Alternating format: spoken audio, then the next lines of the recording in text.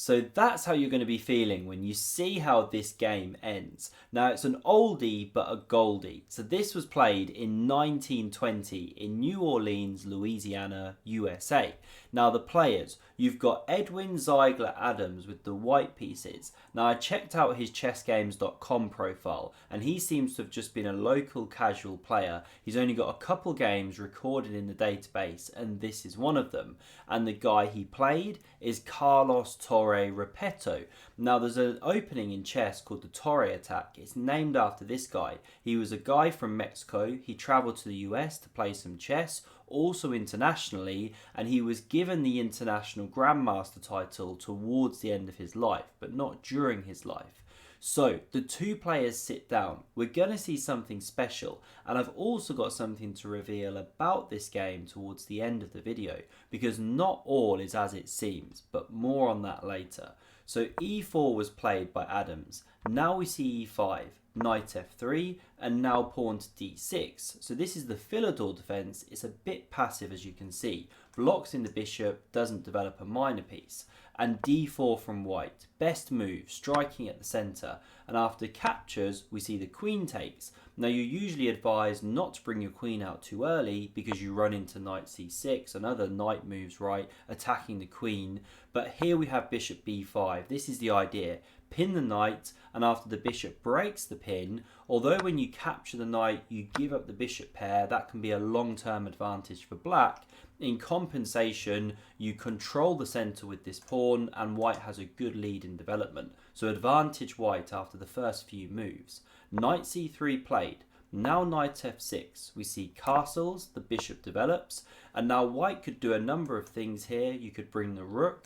b3 is a nice idea to develop the bishop like that, but white immediately goes on the attack here with knight d5, and it's an uncomfortable knight to have to live with on that square. So black decides to chop off. Not such a bad move. It changes the pawn structure, and now after castles we see the bishop developing aggressively, and here black does not play very well. So the best way to go here is with pawn h6. Puts a question to the bishop, gives the king some room, but instead we see c6, and now white doesn't respond in the best way, because best is captures. After pawn takes back, you've got a better pawn structure, pawns to start targeting, advantage white, but we see pawn c4 instead.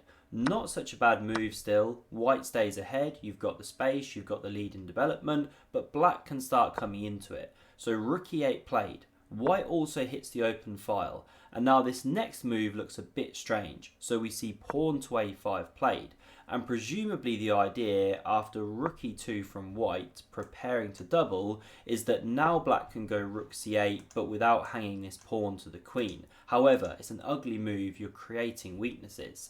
Now the rooks double, and here black is already in quite some trouble. So for example, if you now push this pawn, which you want to do, you can see the eval bars shoot up, because now you can take here, and if the bishop recaptures, well, you're losing your queen like this. This is terrible. So the whole thing is just very, very bad. So you can't push the pawn. Instead we see queen d7. Connects the rooks, but now this is where white unleashes the whirlwind. But just before I show you that one, if you're looking to improve your chess, then this 21-second message is for you. Is this you toiling away trying to improve your chess? If so, you need AIMCHESS in your life. They'll take your recent game data from Lichess, chess.com, bring in personalized lessons and skyrocket your rating. Use the link down below, try it for free, and code EPIC at checkout will get you discount if you do want a premium plan. So after queen d7, white now plays bishop takes on f6, and after the bishop recaptures, this is the first phenomenal move. We see queen to g4, double exclam.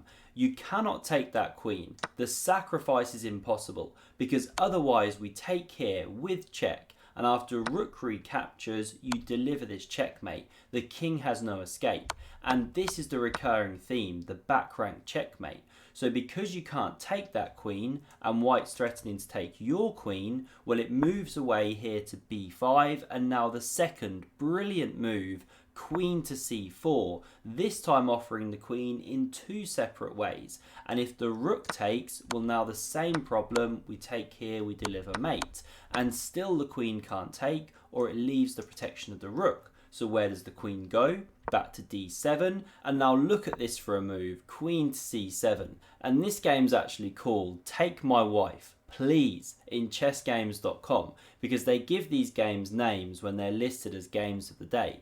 But black does not want to take the king's wife. He leaves that queen alone because, again, if you capture with either piece, you're getting checkmated on the back rank. So what does the queen do? It runs away. Again, it doesn't want to get taken.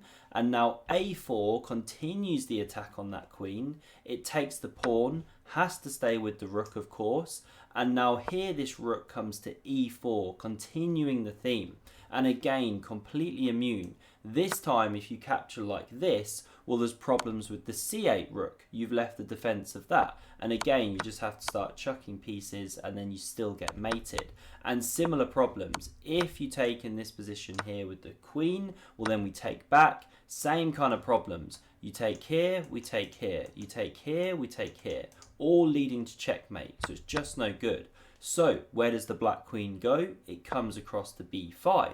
But now we see the queen taking on b7, the final thunderbolt of a move, and this forced resignation from black because the queen has run out of squares. It can't run here, it gets taken with the rook. If it runs here, it gets taken with the queen. The whole thing is just over, and if you take here, well, again, you get mated. You know, that's the same motif. So this game has gone down as one of the most famous in chess history. However, there's a twist, because check out this. So as you can see on chessgames.com, it shows that this game was probably analysis, which means that it didn't actually get played and was a fabrication thought of after the game had been played. Now, no one knows for certain, but that seems to be the main consensus when you read the comments and you read various articles like this one on screen. And I'll link it down in the description in case you want to check it out. Anyway, a brilliant, beautiful game nonetheless. If you enjoyed this video, then do hit that like button, really helps me out. Subscribe if you never want to miss a future one. And see another stunning game, check out this video on screen. Thanks very much for watching and see you soon.